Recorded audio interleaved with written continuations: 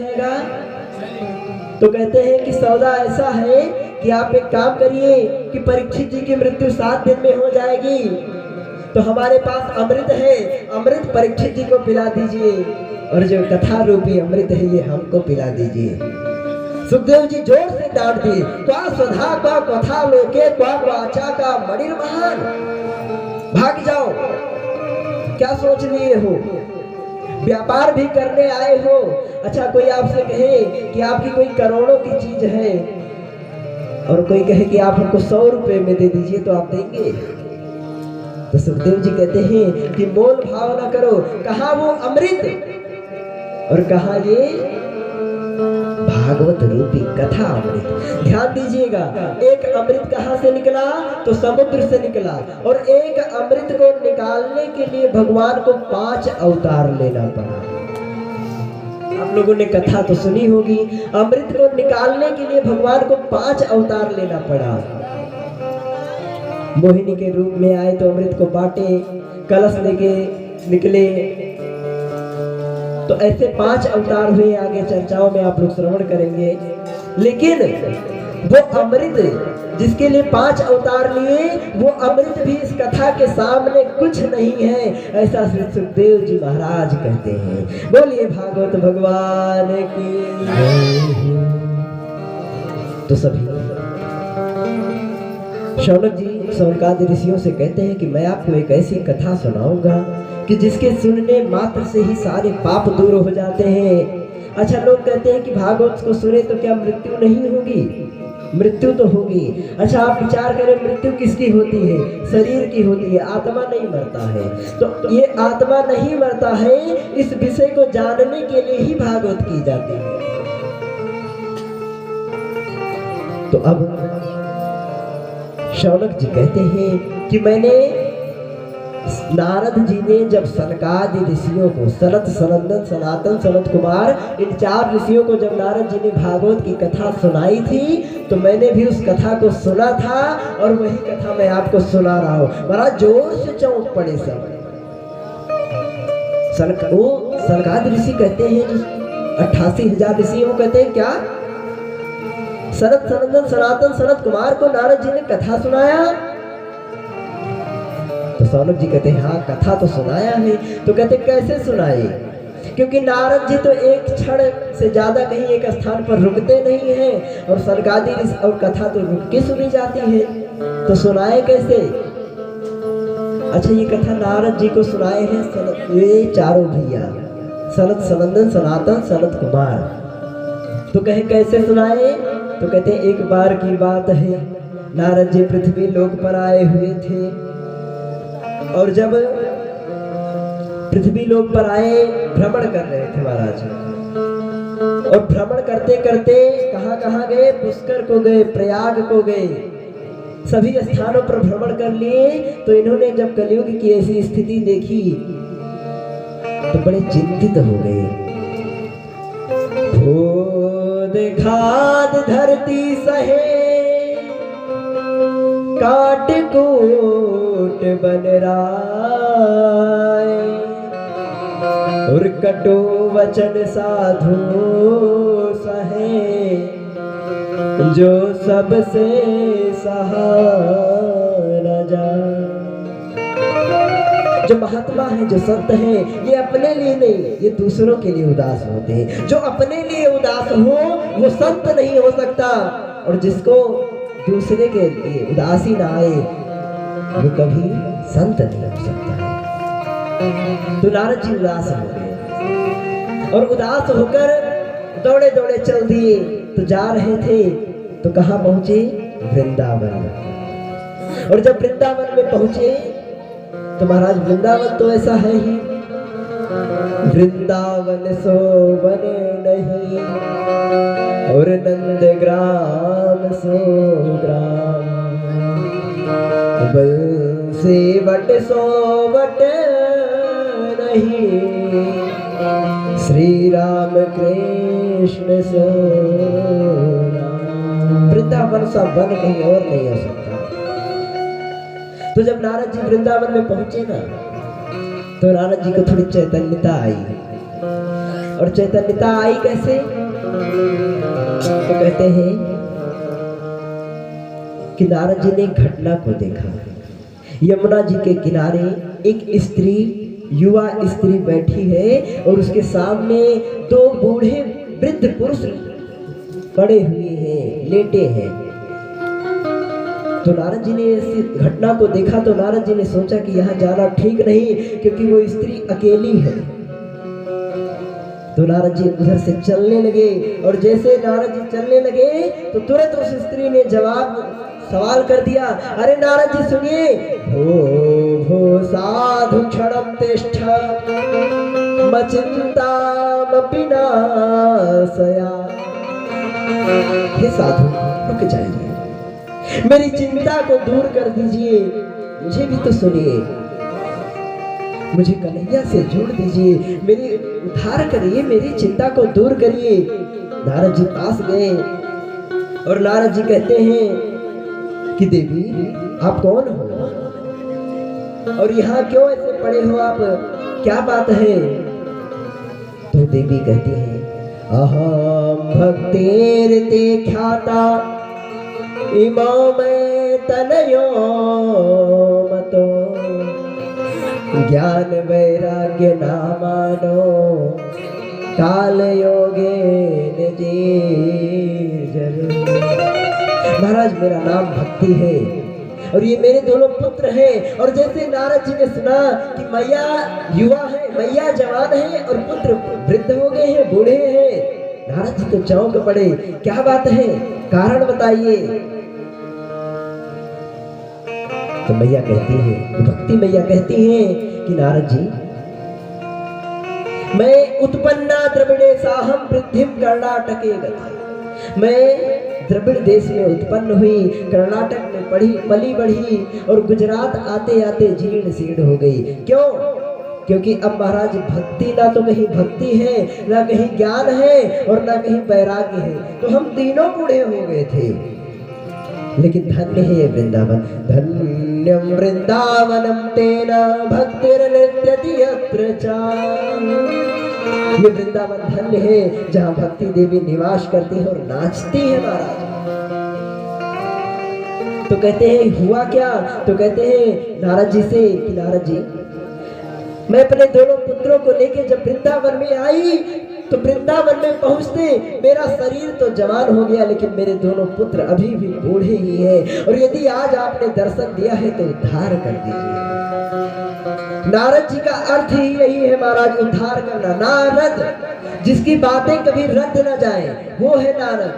गांव में किसी से कह दो कि अपने लड़के का नाम नारद रख लो, तो लोग कहते अरे नारद नाम बड़ा खराब समझते महाराज, लेकिन खराब नहीं, जिसको नारद मिले समझ लो भगवान मिले ही जाएंगे। बोलो कन्हैया लाल की जय हो।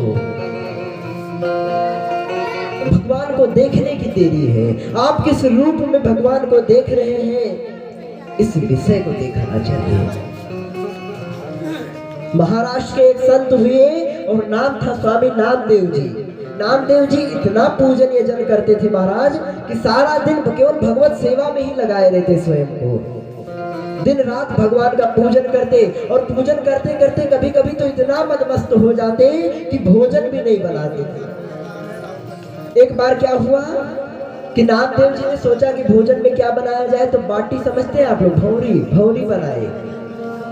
तो 2 भौरी बनाए और उन्होंने मन में विचार किया कि एक भौरी का भोग ठाकुर जी को इस समय लगाऊंगा और एक भौरी का भोग शाम को लगाऊंगा। अच्छा, भौरी को लगाते लगाते उधर आग में रखे और इधर आए और संकीर्तन करना शुरू कर दिए। और नामदेव जी संकीर्तन करते हैं कि नारायणा नारायणा लक्ष्मी रमणा नारायण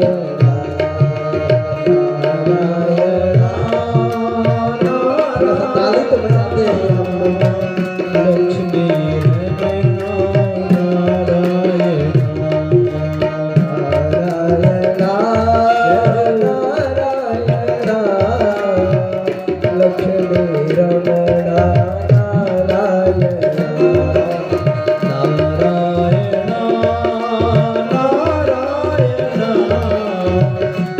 लक्ष्मी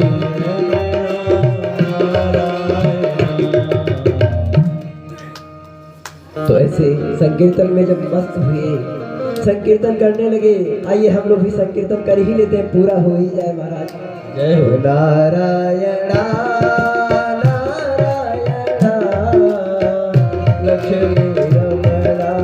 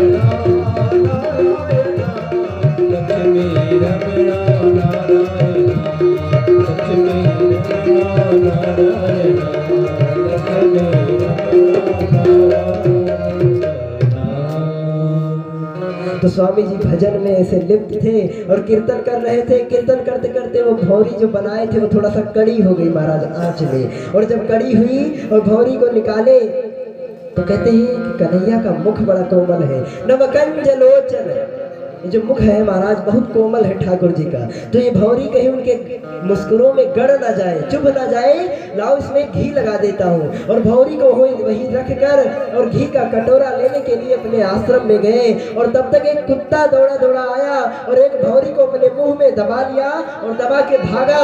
उधर स्वामी नामदेव जी घी का कटोरा लेकर हाथ में आए और जैसे देखे कि कुत्ता भौरी को लेके जा रहा, कन्हैया रुक जाओ, मुझे पता है कि तुम इस भौरी को बिना घी लगाए खाने के लिए आए हो, लेकिन तुम्हें सौगंध है मेरे निष्ठा की, मेरे भक्ति की। कन्हैया घी तो लगा लेने दो, किसने रोका है कि तुम मत खाओ, लेकिन घी तो लगा लेने दो। घी का कटोरा लेकर पीछे पीछे दौड़ रहे हैं, आंखों से आंसू गिर रहे हैं। कन्हैया प्रेम भी करते हो और तड़पाते भी हो। मैं तो कहता हूँ कि तुम भोग लगाओ, लेकिन थोड़ा तो रुक जाओ, घी तो लगा लेने दो, घी तो लगा लेने दो। आगे आगे कुत्ता दौड़ रहा है, पीछे पीछे नामदेव जी घी का कटोरा लेकर दौड़ रहे हैं। दौड़ते दौड़ते गए हैं और एक पेड़ में उनका पैर फंस गया है, घी का कटोरा दूर गिर गया है और पेड़ में फंस कर महाराज गिरे हैं। और जब गिरे हैं तो ऐसा विलाप किए, कन्हैया मुझे पता है कि तुम मुझसे प्रेम करते हो और इसीलिए आज दर्शन देने आए थे, लेकिन इस घी का कटोरा जो मैं तुम्हारे पीछे पीछे लेकर दौड़ रहा था, क्या ऐसा भी मेरा भाग्य नहीं बचा कि तुम रुककर मुझसे घी लगवा छोड़ देते हो सबको?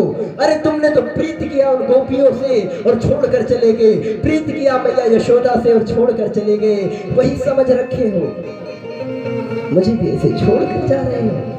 यदि प्रीत करती हो, यदि तुम्हें में निभाने का दम नहीं है तो प्रेम ना किया करो, और यदि प्रेम किया करो तो निभाया करो। और आज अगर जा रहे हो तो सोच लेना कि ये मेरी हानि नहीं, ये तुम्हारे प्रेम की हानि होगी। इसलिए अगर आए हो तो घी लगवा के ही जाना। प्रेम में कुछ इस तरह का फूल हो जाऊंगा मैं, शाम तुम बनना समा मरूर हो जाऊंगा मैं जो अगर चाहूं तो चाहूं, पर तुम न मुझको चाहना, तुम जो अगर चाहे तो फिर मशहूर हो जाओ। मैंने संतों से इस भाव को सुना है कि उस कुत्ते में पांडुरंग भगवान स्वयं साक्षात प्रकट होकर नामदेव जी को दर्शन करते हैं। बोले पांडुरंग भगवान की जय। तो महाराज हम भगवान को कौन सी दृष्टि में देख रहे हैं? लोग मंदिर जाकर पत्थर में भगवान को देख लेते हैं और वही लोग मंदिर जाकर उस भगवान में भी पत्थर देखते हैं कि ये तो पत्थर का बना है ना ऐसा? तो हम हमारे देखने का नजरिया क्या है महाराज? तो नारद जी जब बहुत परेशान हो गए कि आखिर हुआ क्या है, वो भक्ति देवी भी कह रही है कि मैं वृंदावन आई तो मेरे पुत्र बूढ़े हो गए और मैं जवान हो गई, कुछ ऐसा उपाय करिए ना। नारद जी ऐसे शोभा नहीं देता कि पुत्र बूढ़े हो और मैया जवान। तो नारद जी कहते हैं कि वृथा खेद ऐसे बालो, हे देवी आप परेशान ना हो, मैं कुछ उपाय करता हूँ। तो क्या उपाय किए? तो गीता पाठेर मुहुर्मुहु वेद वेदांत घोषश्चा, गीता पाठेर मुहुर्मुहु, वेद को सुनाया, उपवेद को सुनाया, गीता सुनाई, लेकिन कोई असर नहीं। अब तो नारद जी भी परेशान।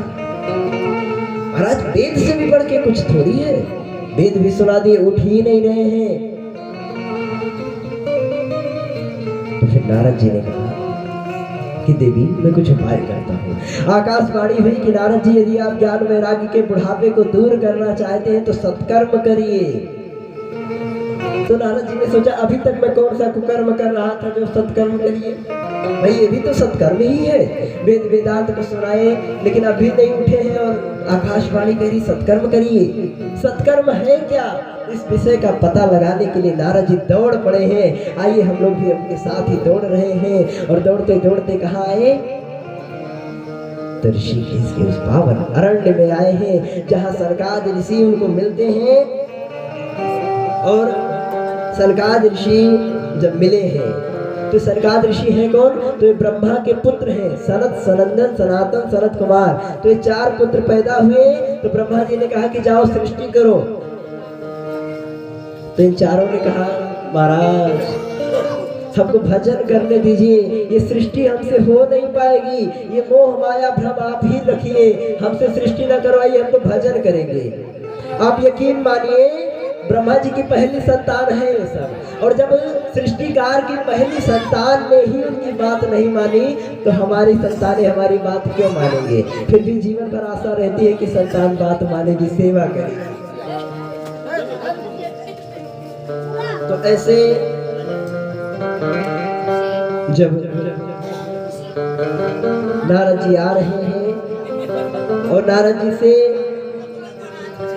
सनकादियों की भेंट हुई है, चारों कुमार मिले हैं, तो वो चारों कुमार कहते हैं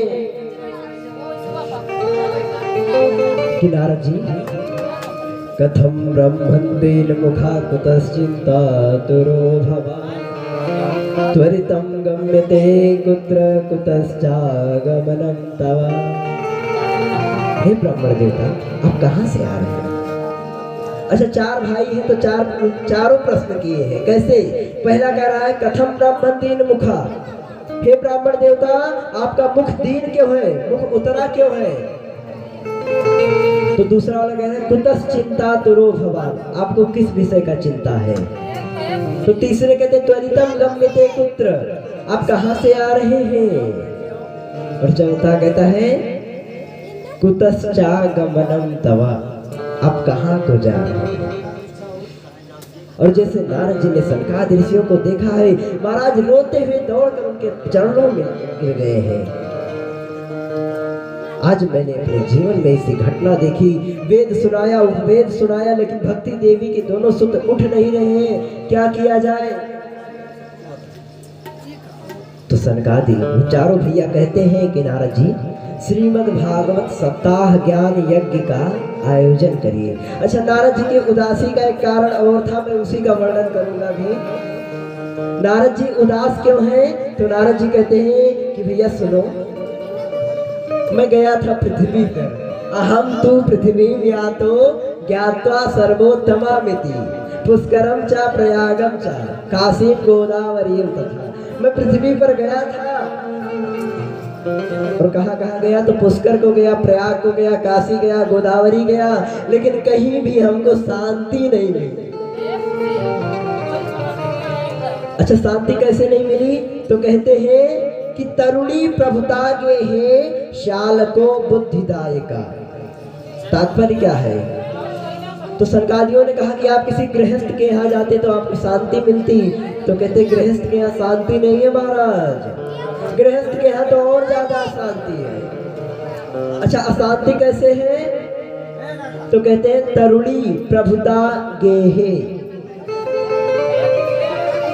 ये जब से नई बहुरिया आई है, माताएं आप लोग ध्यान दीजिए, अब आपकी ही कथा है।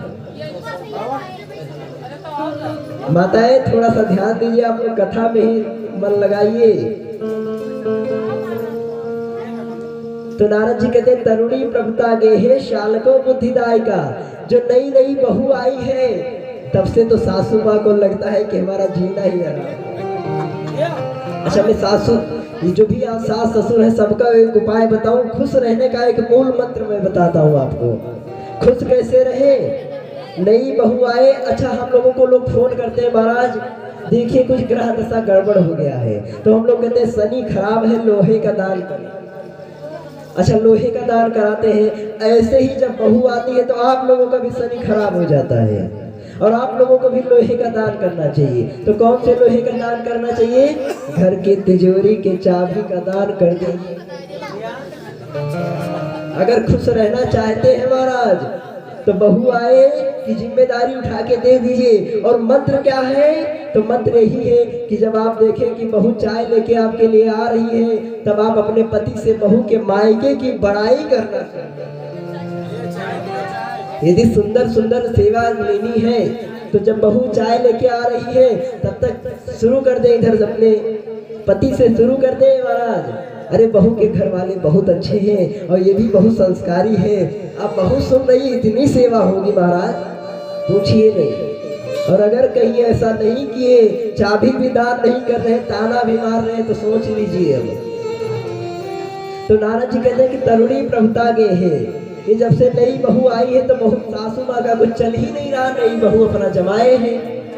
और यहीं तक तो सब ठीक था महाराज, लेकिन द्वारे पे यहाँ बुढ़वा बाप बैठ है और कोनो सलाह लेख है तो सार के यहाँ फोन करी है, तरुणी प्रभुता के है शालको बुद्धिदायका। ये मैं नहीं कह रहा हूँ, ये भागवत की कथा यहाँ लिखा है कि शालको बुद्धिदायका, साले साहब सलाह देते हैं। वैसे हमारे यजमान महोदय के यहाँ तो साले साहब सलाह नहीं देते हैं, और वो तो घर वाले ही जानते होंगे देते हैं कि नहीं देते हैं। तो महाराज एक बात बताओ, दीवार बिगाड़े आरो और घर बिगाड़े सारो। अगर दीवार में ज्यादा ताखा निकलवाएंगे तो दीवार बेकार हो जाएगी, और घर में ज्यादा साले साहब की चलाएंगे तो घर बेकार हो जाएगा। चाहे महाभारत देख लीजिए, साक्षात प्रमाण है। तो नारद जी कहते हैं गृहस्थ के यहाँ गया था लेकिन शांति नहीं मिली। तरुणी प्रभुता के है शालको बुद्धिदायका और कन्या विक्रयणी लोभा दंपति नाम चक्कल कन। ये बहुत बड़ी बात है, आप लोग सुनिएगा। कन्या विक्रयणो, लोग इतना लोभ हो गया है, इतना लोभ आ गया है लोगों में कि अपनी कन्या को भी बेच। ये भागवत की कथा में लिखा गया है कि कन्या विक्रयणो लोभा दंपति नाम चकल करम। और जो पति पत्नी है उनमें परस्पर कलह चलता रहता है, झगड़ा झंझट चलता रहता है। तो संकादियों ने कहा अच्छा गृहस्थ के यहाँ इतनी समस्या थी तो किसी संत के यहाँ चले जाते, संत के यहाँ तो शांति होती है। नारद जी कहते महाराज बात ना पूछो, अरे हम संत के यहाँ भी गए रहे तो क्या हुआ? तो कहे संत के यहाँ जब गए तो पता चला कि दो दो चार चार गाड़ी मोटर कह हुए। तो कहा था त्यागी बाबा के गाड़ी है, नाम है त्यागी बाबा और घर में लाग है एकदम इटली वाला पत्थर, टाइल्स पत्थर लाग है। संत भी संत नहीं बचे। तो कहे अच्छा ठीक है, त्यागी बाबा के यहाँ गए थे, किसी मौनी बाबा के यहाँ जाते। तो कहे कि हम गए थे तो जिनके यहाँ से सबसे ज्यादा हल्ला हो रहा था तो हम पूछे किसका घर है, तो कहे मौनी बाबा का घर है। अब नाम है मौनी बाबा, हल्ला सबसे ज्यादा। थोड़ा सा और आगे बढ़े तो ये हुआ कि ये बच्चे किनके यहाँ से इतना चिल्ला रहे हैं, तो पता चला ये ब्रह्मचारी बाबा के बच्चे हैं। अब आप ध्यान दीजिए संत कैसे हैं। ये संत तीर्थों में जाकर तीर्थ के भी सार नष्ट हो गए हैं, क्योंकि ये जो अधर्मी हैं ये भेष बना कर, साधु संतों का भेष बनाकर तीर्थ में जा जाके बैठ गए हैं, तीर्थों का सार चला गया। और दूसरी बात, कारिता कर लोभेन कथा सारस तत्वगता। कलयुग में तो कथा का भी रस चला गया महाराज। क्यों चला गया? क्योंकि कर लोभेन। महाराज कथावाचक से पूछे नहीं कि महाराज कथा कराओगे, तो कथावाचक कहते हैं 1,20,000 फीस है और प्लस आप देख ले हो, किराया भाड़ा देख ले हो। तो अब कड़ के लोभ में, दाम के लोभ में जब से कथा होने लगी तो कथा का विसार चला गया महाराज। अंत में जब बहुत परेशान हो गए तो कहते हैं कि कारिता कर लोभेन कथा सारस तत्वगता। कहीं भी सुख नहीं मिला, कहीं भी चैन नहीं मिला। लेकिन जब मैं वृंदावन को गया तो वृंदावन में पहुंचते ही हमको एक अजीब सुकून मिला महाराज, अजीब प्रसन्नता हुई। तो कैसी प्रसन्नता मिली? तो कहते हैं कि प्रसन्नता ये मिली कि वहां भक्ति है, लेकिन ज्ञान नहीं है, वैराग्य भी नहीं है, केवल भक्ति ही है। अच्छा, भक्ति से क्या होगा? तो कहते हैं भक्ति तो रहेगी, लेकिन जब ज्ञान नहीं होगा तो भक्ति निपूत रहेगी। अच्छा, कोई माता कितना भी हो तो यदि पुत्र नहीं है तो कोई अस्तित्व बहुत कम रहता है, तो निपूत भक्ति है। तो निपूत भक्ति को सपूत कैसे बनाया जाए? तो जब ज्ञान और वैराग्य जगेंगे तो आपकी भक्ति सुदृढ़ हो जाएगी। और जब महाराज ये वृंदावन में आए तो इनको सुकून मिला, वृंदावन में आए तो आराम मिला, और वृंदावन में तो महाराज सबको आराम मिला। अच्छा, आप लोग इसमें से कौन कौन वृंदावन गए हैं? थोड़ा सा हाथ उठाइए। अच्छा, जो लोग नहीं गए हैं, आइए आज हम उनको इस कथा के माध्यम से वृंदावन लेके चलते हैं। आपका तन यही रहेगा और मन मेरे साथ वृंदावन चलेगा। चलेंगे ना आप लोग वृंदावन? वो चलो मन वृंदावन की ओर, चलो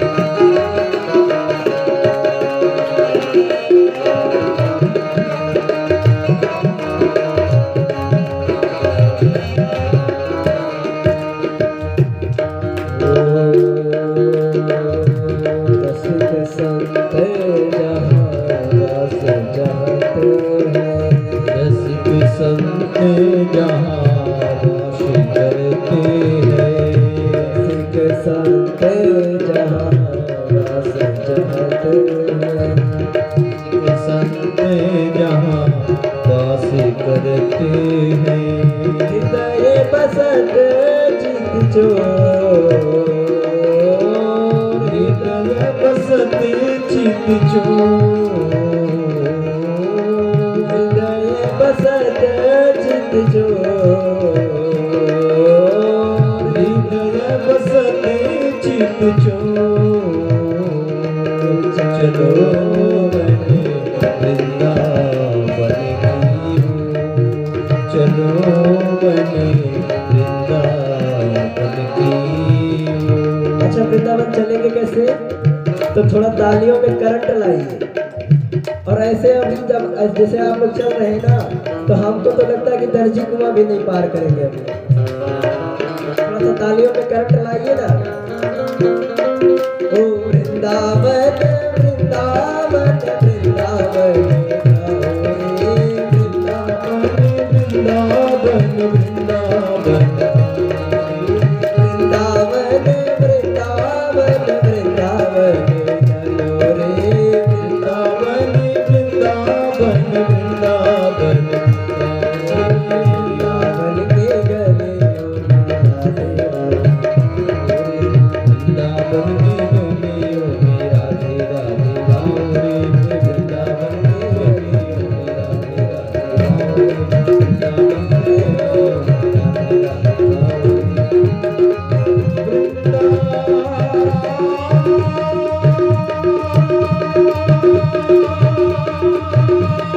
राधे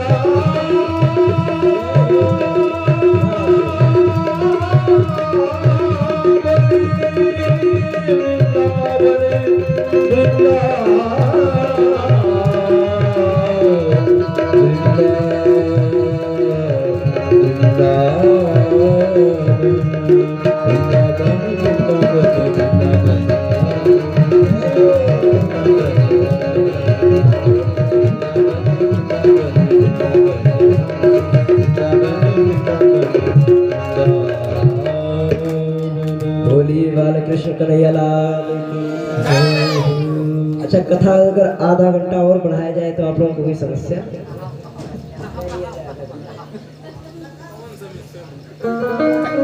तो नारद जी पहुंचे हैं वृंदावन में। वृंदावन की इस घटना को देखे हैं तो आकर सनकादियों को बताते हैं। और सनकादि कहते हैं कि सप्ताह ज्ञान यज्ञ का आयोजन किया जाए। आयोजन हुआ है और आयोजन में सब लोग इकट्ठा हुए हैं। तो सनकादि कहते हैं कि नारद जी एक बात बताइए, मेरे मन में एक बात चल रही है। आप जिस विषय का आयोजन कर रहे हैं, क्या इससे ज्ञान वैराग्य का बुढ़ापा दूर हो जाएगा? तो नारद जी कहते हैं सुनो, मैं आपको एक इतिहास बताता हूँ। कौन सा इतिहास है? तो कहते हैं कि एक बार की बात है कि तुंगभद्रा तटे पूर्वम भूतपत्तनमुत्तमम्। तुंगभद्रा नदी के तट पर आत्मदेव नाम के एक ब्राह्मण रहते थे। अच्छा ये ब्राह्मण कैसे थे? बड़े ही शील थे, बड़े ही धार्मिक थे, पंडित जी थे, पूजा पाठ कराते थे महाराज, बहुत ज्ञानी मूर्ति थे, बहुत विद्वान आदमी थे। लेकिन इनकी एक पत्नी थी और नाम था धुंधुली। जथा नामे तथा गुणे। पंडित जी का नाम था आत्मदेव। आत्मा में जो देव है उनको पहचानते थे और इसका नाम है कि धुंधली, अर्थात हृदय में भी इसके धुंध भरा है। धुंध का अर्थ होता है कोहरा, धुआं। तो इसके हृदय में धुआं भरा है। आत्मदेव जी जो बातें शास्त्र की होती थी वो करते थे और धुंधली जो कोई कहता था उसका उल्टा करती थी महाराज। कलह प्रिय थी इसको। सुबह सुबह जब तक पड़ोसी से चार गाली, चार झगड़ा 4 बार ना कर ले, तब तक इसकी कोई भोजन हजम नहीं होता था। बड़ी झगड़ेलू। अच्छा महाराज आत्मदेव जी तो ज्ञानी मूर्ति थे, लेकिन एक बात का मैं यहाँ चर्चा करूंगा थोड़े ही शब्दों में। पुत्र, आत्मदेव जी को कोई पुत्र नहीं था। मैं आपसे निवेदन करूं संसार में ऐसी स्थितियां हैं, हम भी सोचते हैं मेरा पुत्र हो जाए, और पुत्र होना भी चाहिए, क्योंकि भीष्म महाकाव्य में कहा भी गया है कि जंगल सोन जहां बिचरे, गरजे तरजे नहीं बाघ बघेला, और आंगन सोन जहां चिघरे, चिकरे नहीं कौबाल गदेला। यदि जंगल की शोभा शेर से है, यदि नदी की शोभा जल से है, यदि एक वक्ता की शोभा आपके जैसे श्रोता से है, तो एक आंगन की शोभा उसमें खेलने वाले छोटे छोटे बच्चों से है।